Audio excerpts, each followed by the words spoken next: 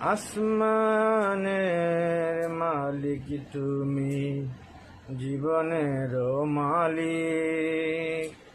আসমানের মালিক তুমি, জমিনের মালিক, আমার মালিক তুমি, তুমি রাব্বুল আলামিন। তুমি রহমানুর রহিম, তুমি তো রাব্বুল আলামিন।